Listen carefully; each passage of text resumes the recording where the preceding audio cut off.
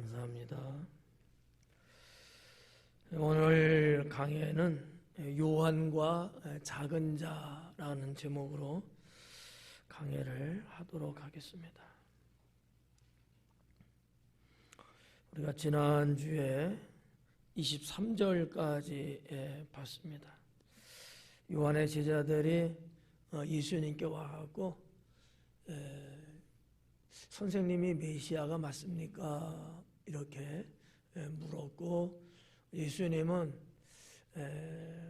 말로 그렇다라고 하기보다는 나타나는 여러 가지 사역이나 또 하나님의 능력을 통해서 내가 그다, 이런 좀 간접적인 답변을 하는 내용들을 봤습니다. 오늘 24절부터는 요한에 대한 예수님의 뭐라고 할까? 조명이라고 할까? 요한은 어떤 사람인가에 대해서 당시 예수님 앞에 모여 있었던 무리들에게 그것을 소개하는 그런 내용이 쭉 기록되어 있고요. 요한을 소개하면서도 그 속에는 예수님이 메시아라는 것을 여전히 암시하고 있는 내용들로 구성되어 있습니다. 24절 말씀에 보니까 요한이 보낸 자가 떠난 후에 그래요. 그러니까 어떻게 보면 23절과 24절은 우리 성경에는 마치 다른 것처럼 문단이 이렇게 나눠져 갖고 이렇게 느껴지지만 계속 지금 이어져 가고 있는 겁니다. 시간적으로는. 그러니까 요한에게서 온 제자들이 있을 때는 요한에 대해서 적나라하게 정말 많은 내용들을 언급은 안 하셔요. 그리고 그 제자들의 질문에 대한 좀 답변적인 언급만 하신 다음에 제자들이 가니까 요한에 대한 이야기를 아주 진솔하게 또 상당히 그 복음적으로 하시는 것을 볼 수 있습니다. 이런 그 예수님의 어떤 처신을 보면 상당히 지혜가 충만하구나라는 것을 또 느낄 수 있고요. 나도 그렇게 살아야 되겠다, 이런 생각도 또 아울러 갖게 됩니다. 왜냐하면 여러 가지 다양성이 있어요. 사람이 있을 때 하는 얘기, 없을 때 하는 얘기.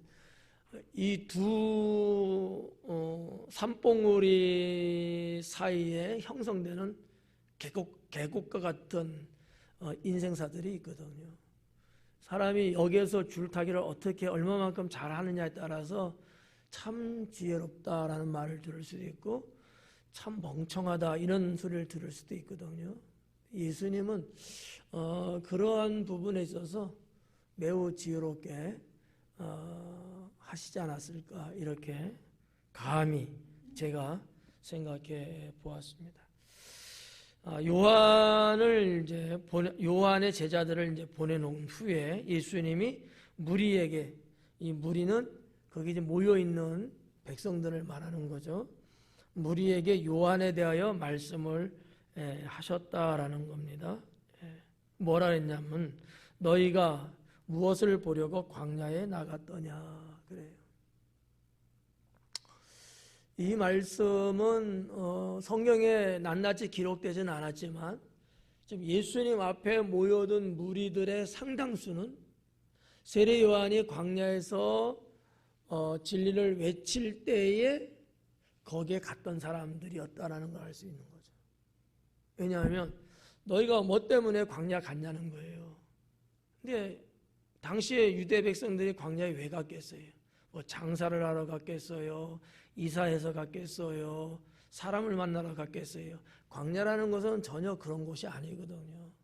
사람이 살지 못하는 곳, 그리고 위험한 곳, 등등의 그런 어떤 독보석 같은 공간지대가 광야라는 곳인데, 지난번에 말씀드렸다시피 이 광야는 척박한 땅이거든요. 거기는 물도 없고요, 그늘도 없고요. 오히려 예를 들어서 사막 정갈 같이 정말 해가 될 만한 것들만 서식하고 있는 그 정도. 또 때로는 산적처럼 도적이 또 때로는 출몰할 수도 있는 거고, 하여튼 등등의 그런 곳이에요. 그러니까 근데 예수님은 첫 마디가 너희가 뭐 때문에 나갔냐는 거예요. 뭐 보러 나갔냐는 거잖아요. 그죠?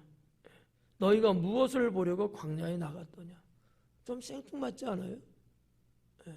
그러면 예수님은 지금 이 무리들을 어떻게 보고 있냐는 거지.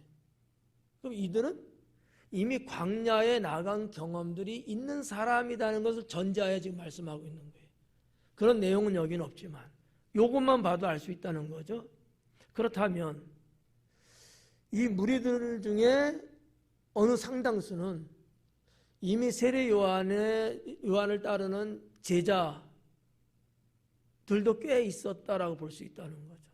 그냥 막연하게 한 번, 두 번 가본 사람도 있지만 세례 요한의 외치는 소리가 진리라고 느껴졌고, 이것이 우리가 살 길이고 인생의 정답이다라고 할 만큼 좀 표현이 좀 이상합니다만 세례 요한의 말씀에 매료가 되고 그게 상당수의 호감을 받고 다닐 정도로 이렇게 심취해 있던 사람들도 꽤나 있었을 거라고 저는 이제 생각을 하는 거죠.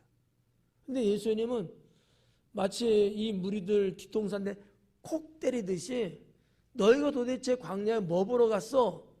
그러는 거예요. 야단 같기도 하고 단순한 질문 같기도 하고 좀 이런 예수님의 말씀. 여러분, 이 말씀을 제가 드리는 것은 상황을 좀 이렇게 보시라는 거예요. 예수님 앞에 와 있긴 하지만 이들의 상당수는 세례 요한의 제자 내지는 각별히 쫓아다녔던 사람들이 꽤 있었다.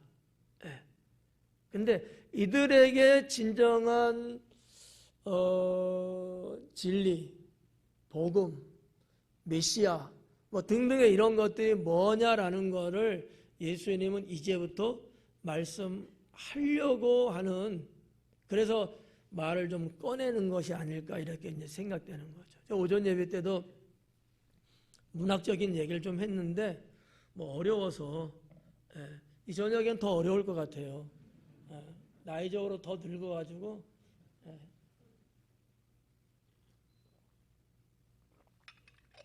근데 또 모르지.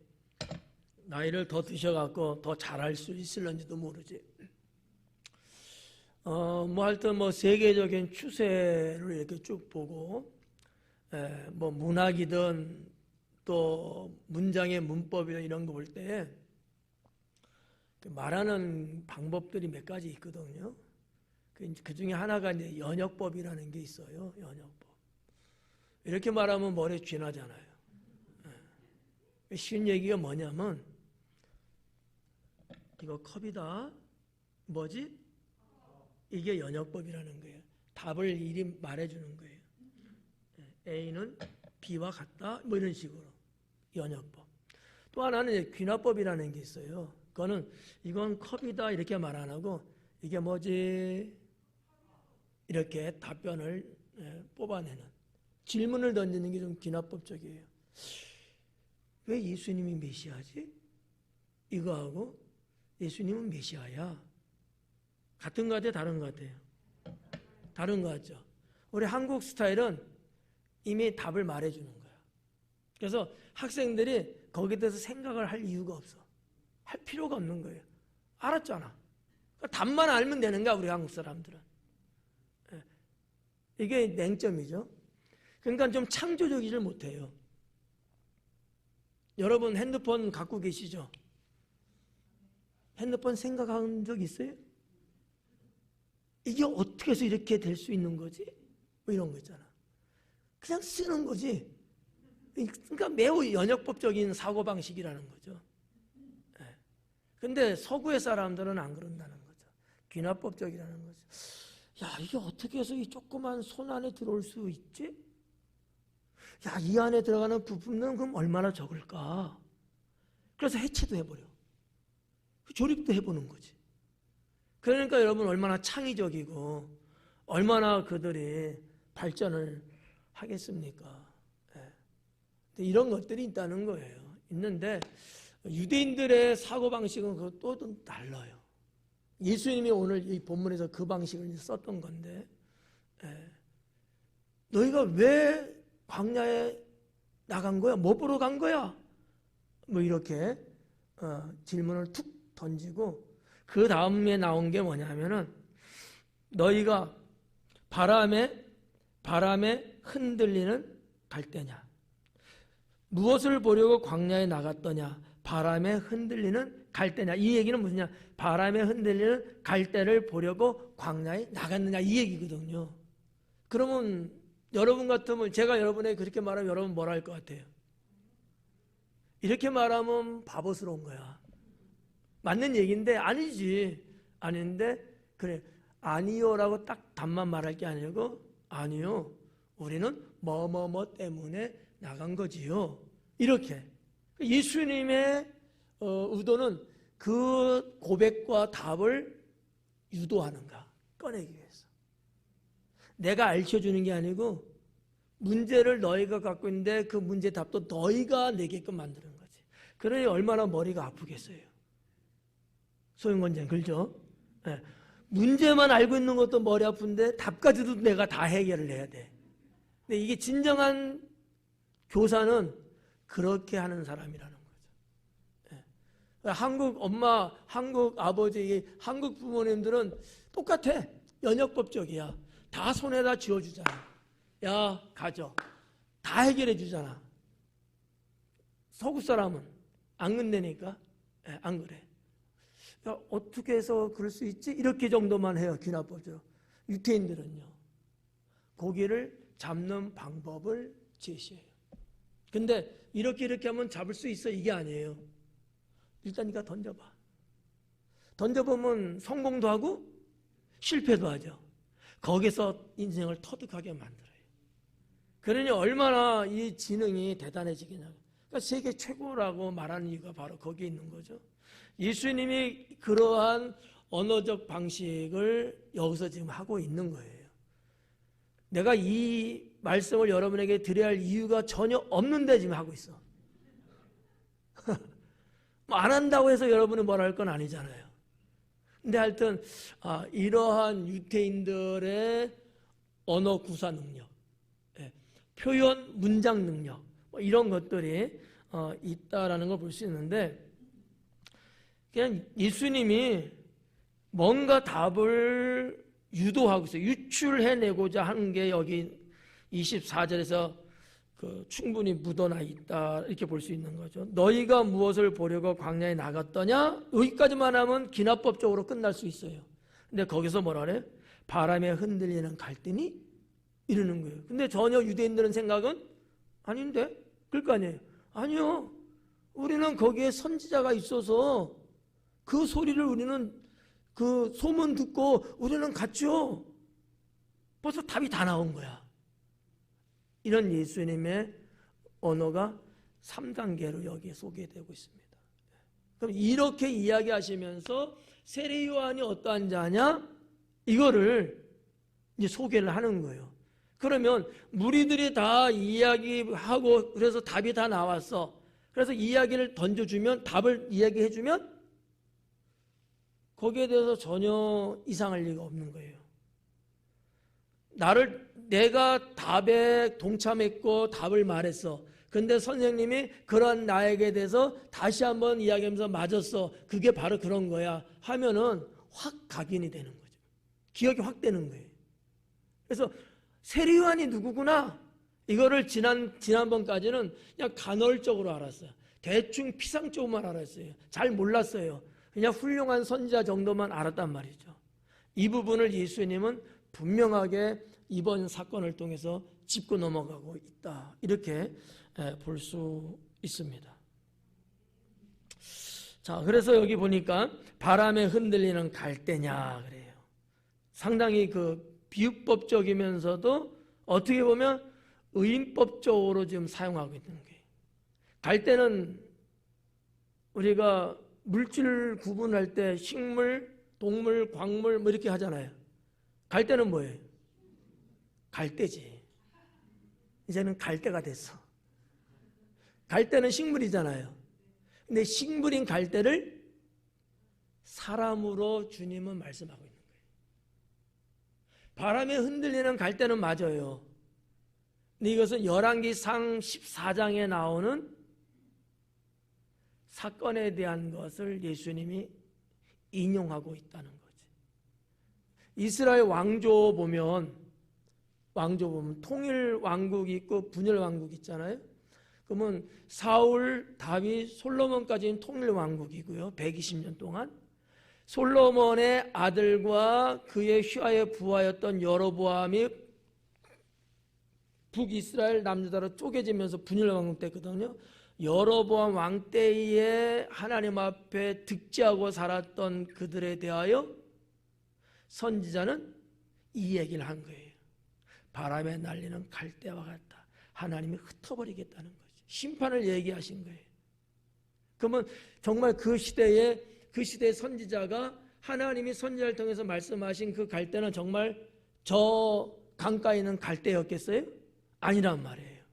하나님 앞에 견고히 서지 못하고 세상에 휘날리고 자기 멋대로 죄악 가운데 사는 여로보암 왕을 이야기하는 게 갈대였거든요.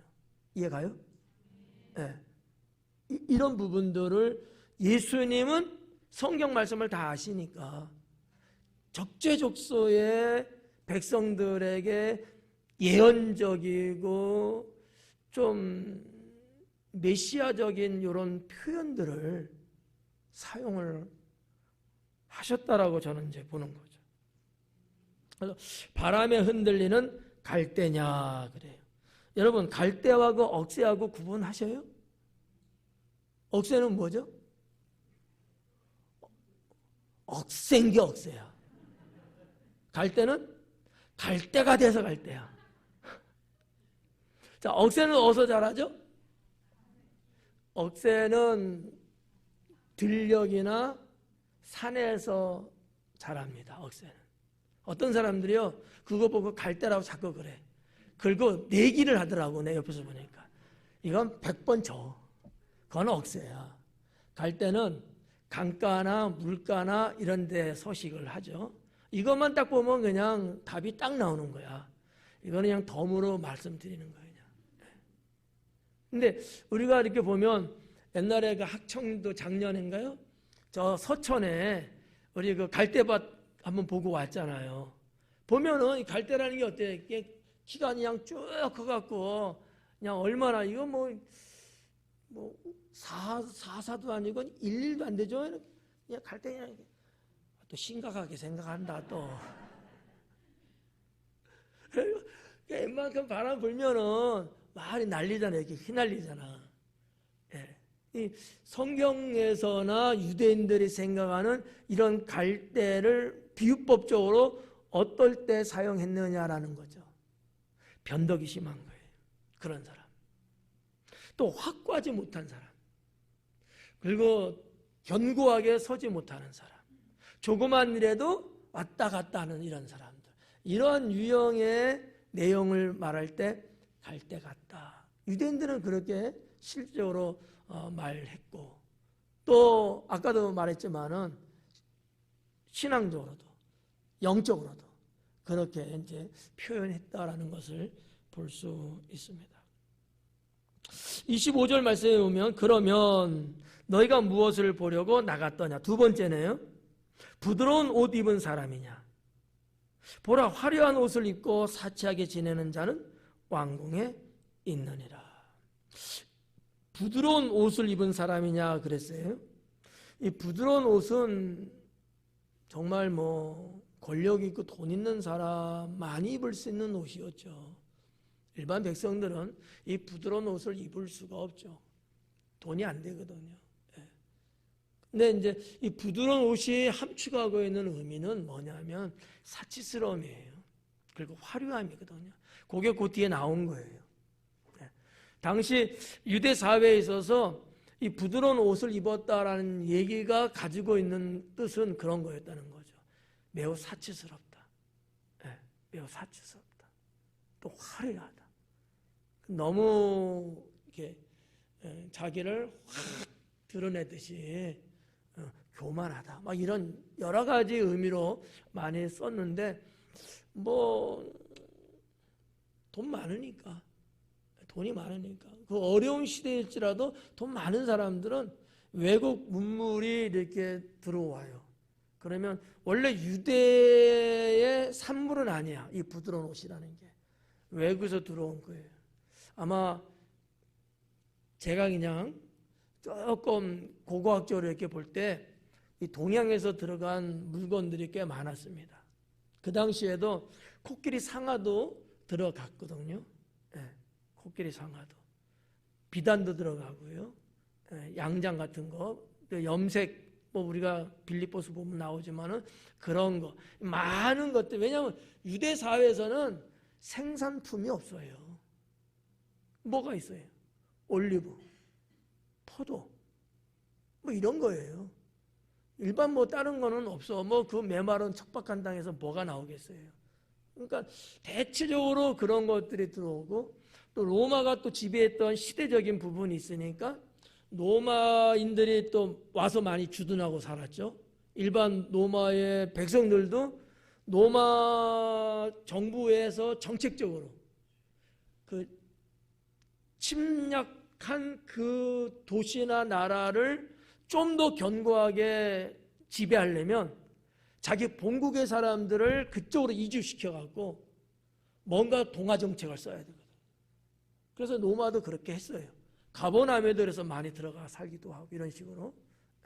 그러면서 아마 이런 물품들도 보급되지 않았을까 이렇게 이제 봐지는 건데,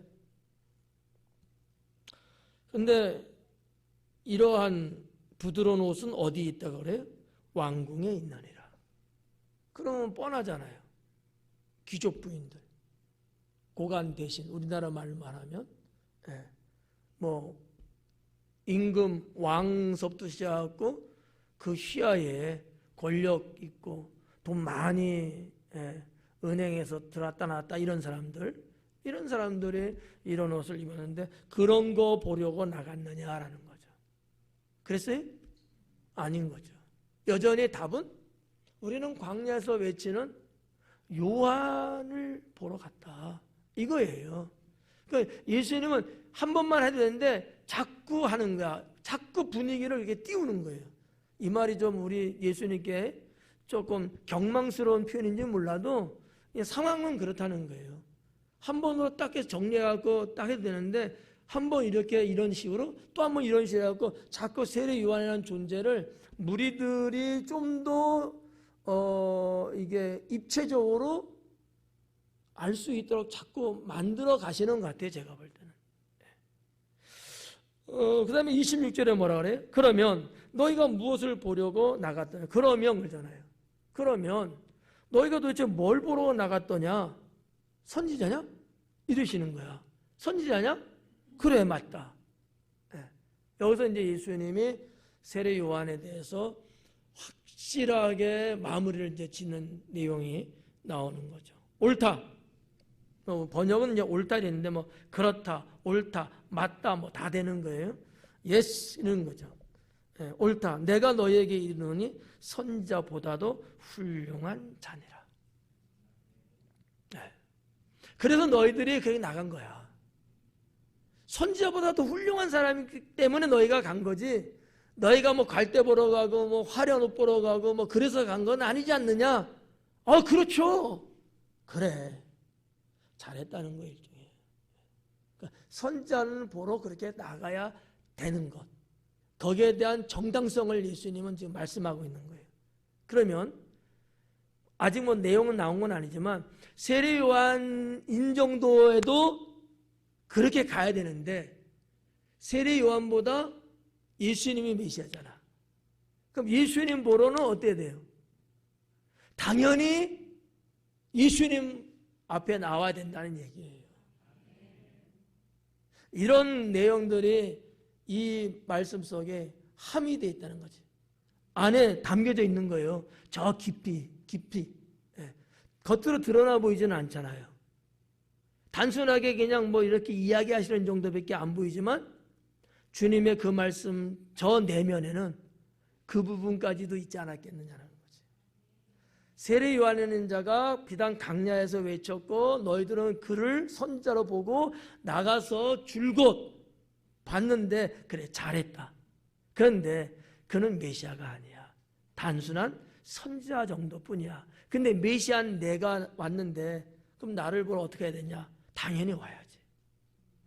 이 부분도 아마 주님은 담고 말씀하지 않았겠는가? 저는 그렇게 보는 거죠. 그런 부분들이 35절까지 쭉 이제 훑어보면 좀 더 자세하게, 명료하게 우리가 느낄 수 있는 내용들이 이제 있습니다.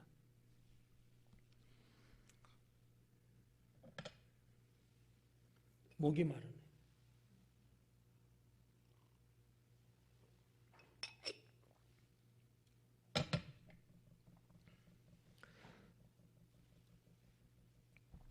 자, 그래서 26절까지는 이제 그렇게 일단락을 좀 시키는 듯 해요. 근데 27절에 거기에 대한 그 뒷받침. 내가 그렇다고 해서 그런 게 아니고 내가 말하는 이것은 이미 하나님의 주의 선지자에게 하신 말씀을 내가 하는 거다. 이러는 거예요. 그러니까 우리 예수님의 이런 언어, 이런 표현, 이런 것이 상당히 지혜롭고 매끄럽고 좀 그렇지 않느냐라는 거죠. 그냥 그렇게 말하고 뚝 끝나면은 아이고 지잘나서 그러네 이럴 수 있는데 내가 말하는 것은 나의 독단적인 게 아니고 이미 하나님이 예언한 것을 내가 말하는 거다. 이렇게 이제 예수님은 말씀을 하는 거죠. 누가가 그걸 기록했다는 거예요. 그게 27절인데 기록된 바. 자, 선지자보다 훌륭한 자다. 기록된 바. 보라, 내가 내 사자를 네 앞에 보내노니 그가 네 앞에서 네 길을 준비하리라. 내 사자를 보내겠다는 거죠. 내 사자. 내 사자를 네 앞에 보내겠다. 사자예요. 이 말라기라는 단어인데, 자, 말라기서가 구약 성경 마지막이잖아요. 말라기 선지자 때 기록한 말씀이에요. 이게. 말라기에서 3장에 나오는 말씀을 인용하셨는데 말라기 선지자를 통해서 하나님께서는 이 말씀을 하신 거예요. 내 사자를 너에게 보내겠다는 거예요. 너에게 보내. 그 말씀인 거죠. 네 앞에서 네 길을 준비하리라. 이때 이미 말라기를 통해서 메시아가 이 땅에 올 것을 예언하고 계신 거예요. 근데 봐봐요. 자, 말라기는 시대적으로 주전 말라기서가 한 432년에 기록이 됐다고 보니까 그러면 뭐 말라기 선지자도 거의 연대 정도 될 거 아니겠어요? 400 뭐 60년이든지 뭐 50년 이 정도 그 시대예요. 그 시대. 근데 우리가 말라기서를 통해서 하나님의 사자를 언급했는데 그 언급된 자가 누굴까라고 유대인들은 생각을 했어요. 그게 엘리야 선지자였던 거죠. 네. 여러분들도 알다시피 엘리야 선지자는 하나님의 사역을 다 하시고 죽음을 보지 않고 정말 불병거 불마차 타고 승천했다고 기록하잖아요. 호리바람에 의해서. 유대인들의 의식 속에는 이 엘리야 선지자를 기다리는, 왜 예언되어 있으니까 그렇게 본 거예요. 근데 사실 엘리야 선지자는 어느 시대 사람이냐? 말라기보다도 약 400년 이상 더 이전의 선지자였거든요. 그러니까 400 한 3, 40년 전에 선지자가 있는데 말라기 선지자를 통해서 엘리야가 온다고 예언한 거야. 이해가요? 네. 근데 과연 그 예언된 그 선지자가 왔느냐라는 거예요. 왔죠. 그가 세례 요한인 거예요. 예. 그러니까 유대인들이 지금까지는 쭉 엘리야가 올 거라고 믿었어요. 근데 사실 엘리야는 안 왔어요. 그럼 누가 왔느냐? 세례 요한이 왔어요. 그런데 백성들이 세례 요한을 보고서 누구라고 이야기했냐면 엘리야가 왔다고 생각한 거예요. 예언된 선지자라 본 거예요. 이런 내용들을 지금 예수님이 지금 하고 계신 거예요. 자, 그러면 다시 정리할게요. 세례 요한은 정말 최고의 훌륭한 선지자라는 거지. 그 자는 이미 말라기 때에 예언된 선지자인 거야.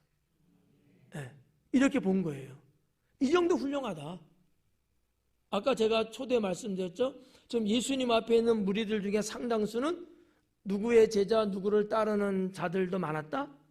세례 요한. 근데 지금 내 앞에서 지금 복음을 외치는 나사렛 예수라는 저분이 우리 선생님, 우리 스승을 격찬해 주고 있는 거야.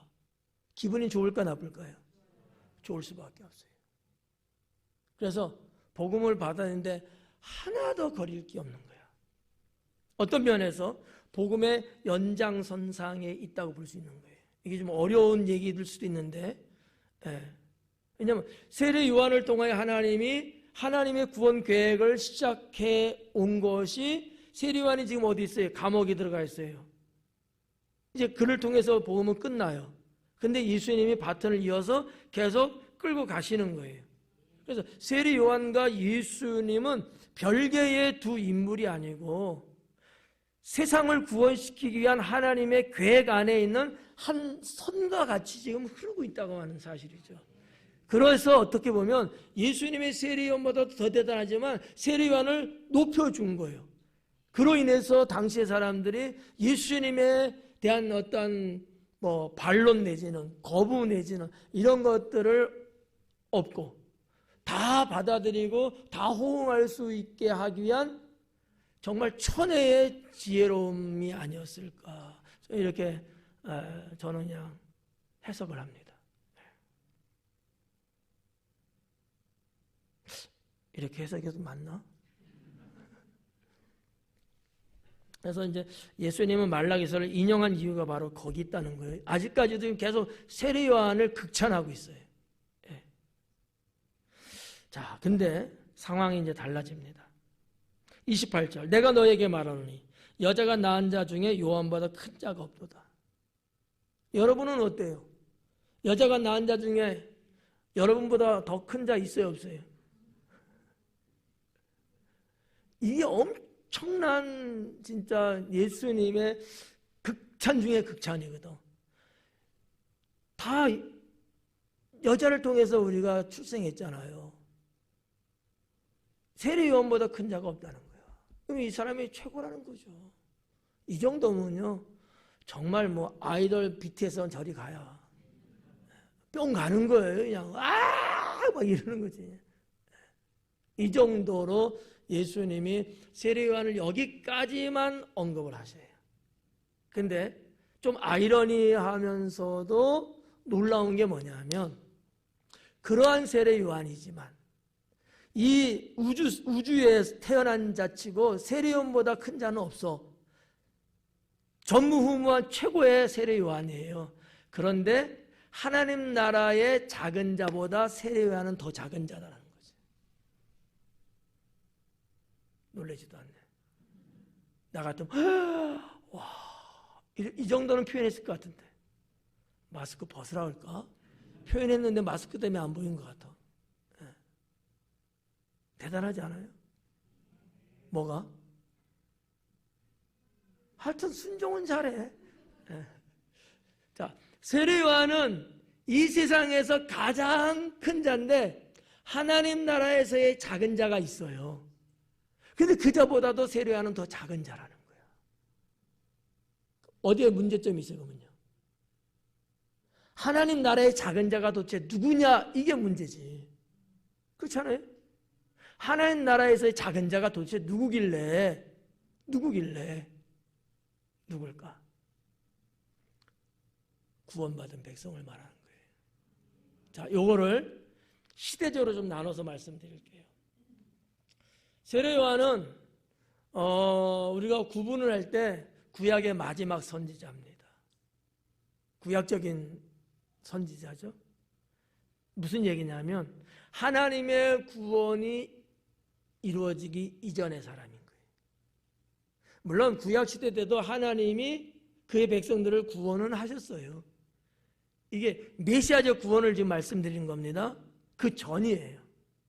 근데 하나님 나라에서의 작은 자라는 얘기는 그 하나님의 메시아적 구원이 시작된 이후의 사람인 거예요. 그러면 신약서부터 시작되는 거기서 지금까지도 이렇게 본 거예요. 자, 제가 예전에 말씀드릴 때 구약과 신약의 분기점, 어디까지 어디서부터가 구약과 신약의 선이냐 했을 때 예수님 십자가라고 제가 말씀드렸어요. 바로 이 부분인 거예요. 십자가에서의 이루어졌을 때 하나님의 구원이 이루어지기 시작한 거고요. 그 이전은요, 역시 구약인 거예요. 예수님도 구약시대 때 태어나서 구약시대 때 사역을 하시고 십자가에 달려 돌아가시고 하나님 메시아적 구원을 이루는 신약의 세계를 여신 거예요. 이 차이가 이만큼 크다는 거죠. 이만큼 크다. 그런데 지금 예수님 앞에 있는 이 무리들은 어디에 속한 사람이라고 봤을까, 예수님은? 구약일까 신약일까? 구약이면 내가 왜 물어봤겠어? 신약인 거예요. 하나님 나라의 작은 자를 언급하고 있는 거예요. 하나님 나라의 작은 자. 너희들은 하나님 나라의 작은 자에 해당되는 거예요. 그래서 그들이 주님의 말씀 진리에 따르고 그렇게 믿음으로 살아가기 위해서 모여든 이들이 복이 있다고 한 거예요. 그런데 그들도 그렇지만 여러분들은 그럼 어떨까? 복 중에 복인 거죠. 근데도 찌그락찌그락 살면 안 되지. 해피하게 사셔야지. 하나님 나라의 사람들이잖아요. 하나님 나라의 사람들. 세례 요한도 대단하고 하나님 나라에서의 그 상급이 어마어마할 것이고 모든 사람들의 총망라된 정말 인정받는 존경의 사람이었잖아요. 그럼에도 불구하고 하나님 나라에서의 작은 자보다도 작은 자라고 예수님이 평을 하셨어요. 그게 무슨 얘기냐? 하나님의 메시아적 구원의 그 영역에 들어온 자가 얼마나 큰 자냐라는 것을 암시하고 있는 말씀이다라고 하는 거죠. 그런 우리들인데 왜 이렇게 여러분 비겁하게 살고 옹졸하게 살고 이렇게 바보처럼 살고 어리석게 살고 왜 그렇게 사냐 이거죠. 당당하게 살고 자신 있게 살고 내가 하나님 나라의 백성이다. 내가 하나님 나라 구원의 백성으로서 세례 요한보다도 내가 더 큰 자야 라고 말하며 살 수 있어야 되지 않겠느냐라는 거죠. 이러한 메시지는 비단 세례 요한에서 뿐만 말하는 건 아니고 예수님이 자기 자신에 대해서도 그렇게 언급을 하신 적이 있거든요. 너희는 나보다 더 큰 자니라 그랬단 말이죠. 당시의 제자들과 백성들한테 왜 그랬을까요? 예수님은 육신을 갖고 복음의 한계점에 살았어요. 거의 그 지역에서만. 이거는 복음적 차원 얘기예요. 그러나 예수님으로 인하여 구원받은 백성들이 이제는 성령 받고 그들의 영역이 유대 땅이 아니고 온 세계에 복음 전하는 메신저가 된 거예요. 주님은 그거를 보고서 너희는 나보다 더 큰 일을 한다라고 한 거예요. 세례 요한보다도 하나님 나라의 작은 자가 더 큰 자인 것 같이 내가 죄인을 구원하기 이 땅에 와서 복음 전하고 이렇게 살면서 사역했지만 너희들은 나보다 더 큰 일을 할 것이다 라고 축복을 했던 거예요. 그럼 우리는 정말 어떻게 살아야 돼요? 그렇게 살아야 된다는 거죠.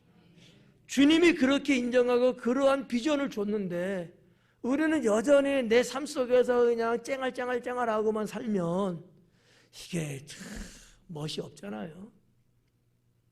주님의 그 비전을 가슴에 품고 우리가 온 세상 위하여 찬송하듯이 그렇게 살아갈 때에 정말 주님보다 더 큰 일을 하는 구원의 백성으로서 살아가는 것이라고 저는 믿습니다.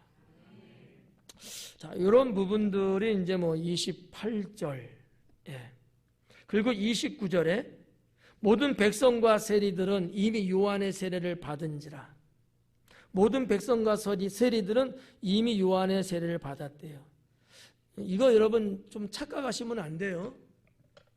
번역은 이렇게 해놨습니다만은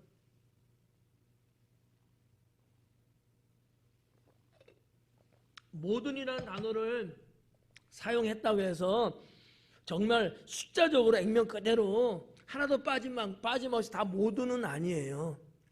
보편적으로 거의 다 이런 표현인 거예요. 이해가요? 백성들과 세리들은 이미 요한의 세례를 받았대요. 그러면 뭐라 했냐면 이 말씀을 듣고 하나님은 의롭다 했다라는 거죠. 원어에는 이 말씀이란 단어는 없어요. 그냥 무슨 얘기냐면 모든 백성과 세리들은 이미 요한의 세례를 받았대요. 근데 듣고 이렇게 됐어요. 그러니까 세례 요한이 전하는 말씀을 듣고 그들은 요단강에서 베푸는 세례를 받은 거예요. 그들이 하나님을 의롭다고 했어요.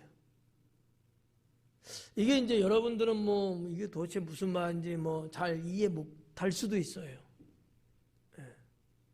그러니까 주님 앞에 모여 있는 자들뿐만 아니라 이 자리는 없지만 선지자를 보려고 광야에 나간 이들, 특히나 세례 요한을 통하여 세례를 받은 이들, 그들은 주의 음성을 들으려고 나갔고 그 말씀을 듣고 순종하고 세례 요한이 침례받으라 그랬거든. 회개하라 그랬거든. 그래서 세례 요한의 침례는 회개케 하기 위한 것이라 그랬단 말이죠. 그러니까 그들은 순종하고 그렇게 했어요. 근데 그 당시에 그 백성들이 하나님을 향하여 뭐라고 평했냐면은 매우 의로우신 분이다라고 고백했다는 거예요. 이유가 뭘까? 이런 거예요. 하나님이 우리의 이 죄악을, 유대인들은 당시에 하나님 앞에 불경건스러운 죄인의 존재들이라고 생각했거든요. 그런 우리를 구원하시려고, 우리에게 이 기회를 줬다고 믿은 거예요. 그래서 그들이 뭐 했어요? 회개케 하는 세례를 받은 거예요. 세례를 받는 그 자체가 주님 앞에 회개하는 행위였어요. 그 동참하는 거예요. 요단강에 들어가서 침례 받잖아요. 회개하는 심령이 없는 사람은 이거 안 받아요. 받는다는 얘기는 내가 죄인이구나, 내가 하나님 앞에 내가 용서받기 원하는 그런 회개의 심령으로 동참을 한 거예요. 아울러 뭐가 있었어요? 그러면 회개했으니 하나님의 용서함을 받고 나온 거야. 즉 우리가 지금 보는 침례하고 세례 요한을, 그 시대의 세례 요한이 베풀었던 그 침례, 그 세례하고는 이런 면에서 좀 성격이 달라요. 세례 요한의 침례는 그랬어요. 근데 주님과 성령이 베푸는 세례, 침례는 아닌 거예요. 예수님 죽음과 부활에 동참하는 침례였던 거죠. 이것이 초대교회 때 확산이 쫙 된 거예요. 지금까지도. 이런 부분인데 당시에 유대 백성들의 여호와 하나님을 향하여 의로우신 분이시고 선하신 분이시고 우리를 죄악에 버려두지 아니하시고 구원해 주신 분이시다 하면서 높이 찬양을 올려드렸다는 거죠. 그 이유는 이런 부분, 세례 요한을 통하여 우리를 구원해 냈다, 이것 때문에라는 건데 예수님이 그 얘기를 지금 하고 있는 거예요. 그런데 반면에 30절에 바리새인과 율법 교사들은 그의 세례를 받지 아니했다.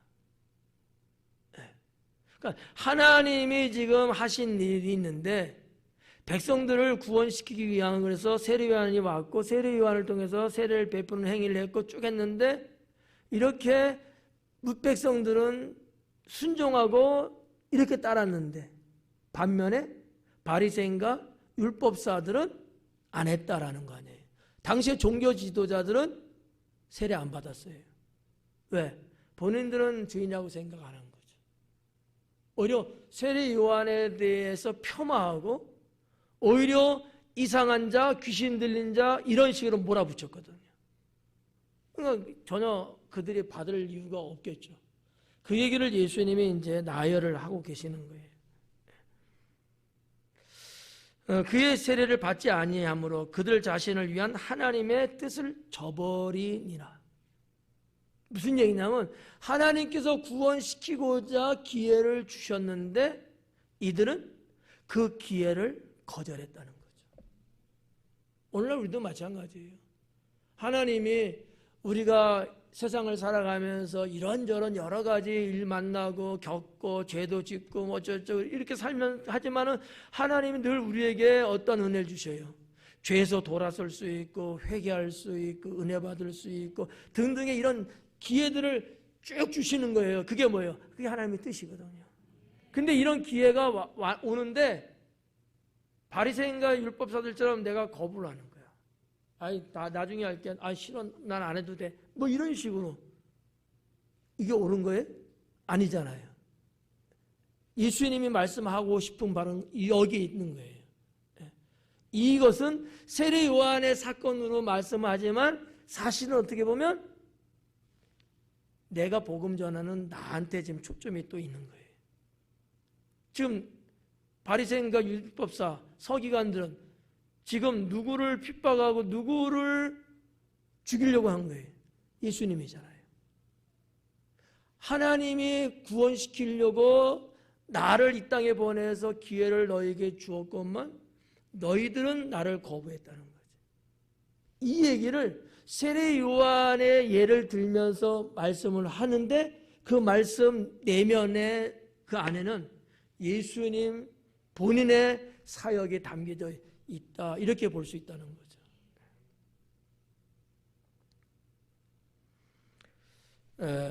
31절에 보면 또 이르시되 이 세대의 사람을 무엇으로 비유할까? 무엇과 같은가? 그래. 이 세대의 사람들이라고 나와요. 이 세대의 사람은 누구를 말하냐면 바리새인과 율법사, 서기관 등등의 종교 지도자들을 말하는 거예요. 앞부분까지 지금 30절까지 지금 그들 이야기했어요. 거부하고 등등 이랬잖아요. 이들에 대한 비유를 32절에 이야기를 하고 있는 거예요. 32절에 뭐라 했냐면 비유하건대 아이들이 장터에 앉아 서로 불러 이르되 우리가 너희를 향하여 피를 불어도 너희가 춤추지 않고 우리가 곡하여도 너희가 울지 아니하였도다. 이 얘기를 하셨는데 이 스토리는 당시 유대인들 어린이들 놀이 문화 속에 있는 내용이에요. 그 당시에 유대 어린이들이 이런 놀이를 했어요. 나눠갖고 야 내가 피리 불 테니까 너는 춤춰. 이런 놀이야. 유치하죠. 애들은 그런 거야. 우리 때도 다 옛날에 그렇게 했어요. 야 내가 곡을 할게. 이게 뭐예요? 순수하게 애들에서 나온 건 아니야. 다 어른들이 그렇게 사는 것들을 애들이 보고서 자기들 놀이 문화로 만든 거예요. 피리 불면 막 어른들 춤추고, 또 상이 나와서 울잖아, 곡하잖아. 우리 한국식 말하면 아이고 아이고 이러잖아요. 그러면 다른 사람들이 막 이러잖아. 어른들이 그러는 것을 애들이 보면서 자기들 놀이 문화로 만든 거야. 우리 한국처럼 뭐 술래잡기 하고 뭐 다방구, 치기장난 뭐 이런 거 하듯이 편을 나눠서 하는 거야. 이거를 예수님이 비유로 말씀한 거예요. 네. 그러면 여기 한번 봐요. 32절에 우리가 너희를 나오죠. 우리가 나오고 너희가 나와요. 우리는 누굴까? 세례 요한 그리고 예수님. 너희는 바리새인, 율법사, 서기관 등등의 종교 지도자. 그러니까 세례요한이 와갖고 광야에서 복음을 전하잖아요. 이게 뭐와 같은 거예요? 피리를 부는 거와 똑같아요. 곡을 하는 거와 똑같은 거예요. 세례요한이 얼마나 슬퍼 울면서 여러분 백성들에게 회개하라고 외쳐댔냐 이거예요. 웃으면서 했을까요? 눈물 뿌리면서 했단 말이에요. 근데 그들은 어땠어요? 울지 않았어요. 안 웃었어요. 이 백성, 하나님의 백성 아브라함의 후손들에게 하나님이 함께하고 구원을 주시는 것을 놓고 볼 때는 뭐가 있어요? 즐거운 거예요. 축제인 거예요. 그래서 피리를 부는 거야. 그래서 할렐루야 찬양하면서 백성들이 춤을 춰야 되는 거예요. 근데 그들은 그렇게 안 움직여요. 영원히 구원받을 수 있는 복음을 외치니까 춤을 추고 그래야 되는 건데 안 하는 거지. 죄악 가운데 도탄에 빠져 있는 것을 쳐다봤을 때 너무 기가 막히고 슬퍼서 곡을 하는데 선지자는 백성들은 울지를 않는 거예요. 이 정도 되면 어떻게 해야 돼요? 땅을 치고서 통곡하고 회개하고 울어야 되잖아. 여러분 미스바에 모였던 이스라엘 백성들이 그래서 회복됐던 거 아니겠어요? 이 얘기를 예수님이 지금 하고 계시는 거예요. 비유예요. 귀 있는 자는 성령의 교회에게 하시는 말씀을 들을지어다. 요한계시록의 말씀하고 그런 맥락에서는 비슷해요. 네. 예수님도 마찬가지죠. 과거사적으로는 지금 세례 요한이지만 현재적으로 볼 때는 예수님 당사자거든요. 내가 너희들에게 와서 하나님 나라를 외치고 하나님의 구원을 이야기하면 너희들은 기뻐 춤춰야 되는 것 아니니? 너 춤추지 않았잖아. 아직까지도 우리 가운데 우상이 득실거리고 우상 숭배하고 이방인들의 죄악에서 허덕이고 있는 이런 것을 보면서 내가 곡을 하고 내가 눈물 흘릴 때 너희들은 울어야 되잖아.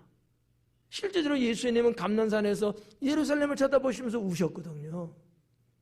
그걸 또 온 백성도 같이 울면서 하나님 구원에 들어가야 되는 거 아니야? 맞죠 그게?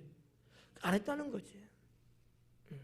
그러니까 얼뜻 봐갖고는 이게 뭐야 이렇게 단순한 거 조금 보면은 세례 요한 정도만 보이지만 더 깊이 들어가서 보면 이게 결국은 예수님 사역하고 무관하지 않은 말씀이구나라는 것을 깨달을 수 있다라는 것이죠. 여러분도 마찬가지예요. 목사가 여러분 설교하고 복음 전하고 힘들게 강의 준비해야 하면은 적어도 끄떡끄떡은 해야 되는데 가만히 있잖아. 똑같네. 좀 아셨죠? 김창욱 강사가 그런 말 했잖아요. 청중들이 이렇게 자기가 강의할 때 청중들이 그들이 아멘은 안 하니까 이러면은 소통이 되고 있다는 거야.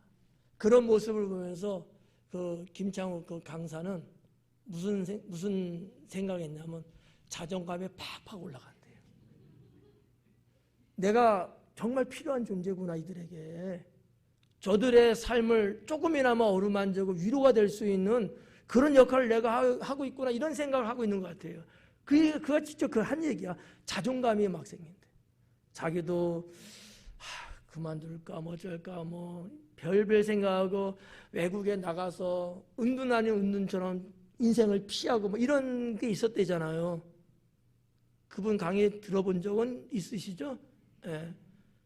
그랬던 그분이에요, 그분. 예.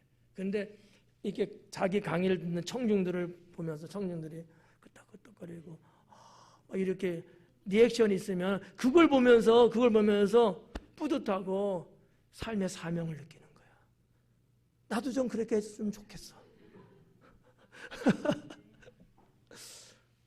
뒷골 땡겨.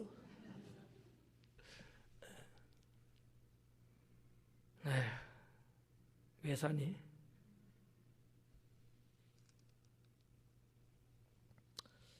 그래서 아무튼 요 32절까지 비유의 말씀을 예수님께서 하시고요.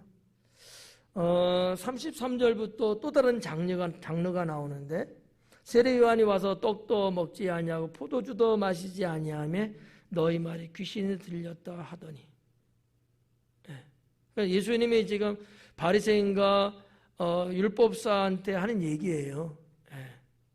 세례 요한이 와서 떡도 안 먹고 포도주도 안 먹으니까 저거 귀신 들려서 저래, 이렇게 취급했다는 얘기예요. 왜 세례 요한이 그러지 않았을까요? 세례 요한이 볼 때에 저들은 불경건하고 백성들의 등 쳐먹고 어느 걸 하나 뭐 건질 게 없는 이 말종들이야. 그들하고 같이 섞여 있을 수가 없었던 거야. 더러워지니까 광야로 나가서 외친 거예요. 그러니까 여러분, 이 당시의 종교 지도자들이 먹고 마시고 이게 뭘 의미하는 거겠어요? 타락이에요. 타락이에요. 그래서 자기의 배만 불리게 하고. 여러분, 선지자로 세움받은 세례 요한이 그 같이 앉아서 먹고 마시고 즐기겠어요? 자기들하고 같이 어울리지 않고 그러니까 그렇게 몰아붙이는 거예요. 프레임을 그렇게 짜버리는 거예요. 뭐 성경에도 나옵니다만 뭐 거라사 강인 같은 경우도 그렇고, 당시에 그 귀신 들린 자들이 동네에서 일반 백성들하고 같이 못 살아요. 귀신이 그렇게 살게끔 놔두지 않아. 정결하게 깨끗하게 안 살아요. 더럽고 추잡하게 사람을 만들어 버리거든요. 그러면 뛰쳐나가서 동무박 저 바깥에서 무덤에서 산에서 막 광야에서 산단 말이에요. 근데 지금 누가 그렇게 살고 있는 거예요? 세례 요한이 그렇게 살고 있는 거예요. 그러니까 뭐라고 싸잡아서 말할 수 있어요? 귀신 들렸구나. 지금 세례 요한은 이 종교 지도자들의 눈에 가시예요. 죽이곤 싶지만 죽일 방법이 없어요. 백성들이 지금 선호하고 따르고 선지자라고 볼 정도니까 잘못 건드렸다가는 오히려 자기들이 무덤에 묻힐 수 있으니까. 그러면 어떻게 돼요? 그렇게 몰아세우는 거죠. 저거 귀신 들려서 그래. 저거 흉악한 귀신 들렸네. 맞아, 딱 보니까 그 모양이네. 뭐 이런 식으로 하면서 세례 요한을 몰아붙이지 않았느냐라는 거죠, 주님은. 그리고 34절에 인자는 와서 먹고 마시며 너희 말이 보라 먹기를 탐하고 포도주를 즐기는 사람이다, 이렇게 너희가 말하지 않느냐. 나는 백성들하고 먹고 마시고, 아니 세례한 같이 먹어야 되는데 안 먹는다고 뭘 알더만. 나는 먹는데 또 먹는다고 뭘 알고. 지금 너희는 그러지 않느냐라는 거죠. 왜 예수님은 백성들과 또 그렇게 하셨겠냐. 세례요한과 예수님은 어떤 면에서 영적인 존재감으로서는 전혀 다른 거예요. 예수님은 죄인을 구원하기 위한 진짜 메시아로 오신 거고요. 세례 요한은 메시아 이전의 길을 평탄케 하기 위해서 온 자거든요. 다른 거예요. 그러니까 주님은 뭐 창기든지 세리든지 죄인이든지 그들을 외면하지 않고 그들에게 손 내밀고 그들의 등을 쓰다마주고 그들의 아픈 부분을 치료해주고 이런 사역을 쭉 하시잖아요. 이게 또 이 종교 지도자들이 볼 때 아주 눈깔 사나운 거야, 이게. 눈이 시려, 눈이 시려. 에? 왜? 자기들이 그런 걸 안 하거든. 언제나 백성들 등쳐먹을 뿐이지 언제 백성들을 위해서 자기 것을 내놓은 적도 없고 그들의 힘든 부분을 위로해 본 적도 없고 말이죠. 근데 저거 난데없이 혜성처럼 나타나갖고 이 동네 정례 다니면서 그렇게 정말 가난하고 연약하고 병들고 이런 등등의 사람들을 친구가 되어주는 게 이게 보기 좋았겠어요? 영 꼴사 나온 거지. 그러니까 여기에 또 예수님은 이렇게 또 프레임을 딱 걸어가지고 또 핍박하는 거야. 그래야지만이 백성들로 하여금 예수님을 따돌릴 수 있거든. 지금 가뜩이나 지금 백성들이 예수님 쪽으로 지금 몰려가고 있잖아요. 세례 요한한테 몰려있던 무리들이 세례 요한이 옥에 갇혀 있으면서 활동을 못하니까 그때 그때의 그 공백기에 예수님이 등장하시면서 사역하시면서 자연적으로 물 흐르듯이 예수님께로 몰려들었단 말이죠. 이거를 위기로 느끼지 않을 수가 없는 거예요. 세례 요한 때도 위기였지만 예수님 때는 더 큰 위기인 거야. 세례 요한은 그렇게 대단하게 뭐 하나님의 능력으로 뭐 죽은 자 살리 이런 거 없어요. 근데 예수라고 하는 자는 엄청난 거야. 이건 인간으로서 할 수 없는 일을 막 하고 있는 거예요. 얼마나 큰 위기를 느꼈겠어요. 그러니까 예수님도 잘라내야 되거든. 그러니까 이렇게 몰아붙이는 당시의 사람들.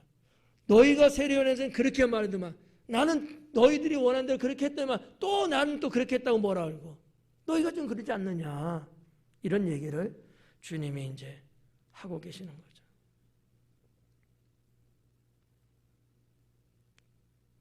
먹기를 탐하고 포도주를 즐기는 사람이다. 그렇다고 해서 예수님이 포도를 즐긴다 해서 포도주에 취해갖고 뭐 이런 게 아닌데 일단 뭐 그런 식으로 말을 하는 거예요. 예, 유대 사회의 포도즙은 그냥 대용 음료로 썼거든요. 바로 포도 따서 집 눌러갖고 즙 만들면 거기서 착즙이 돼갖고 물이 나오면 그게 그냥 우리 수돗물처럼 마시고 왜냐하면 거기는 물을 마실 수가 없어요.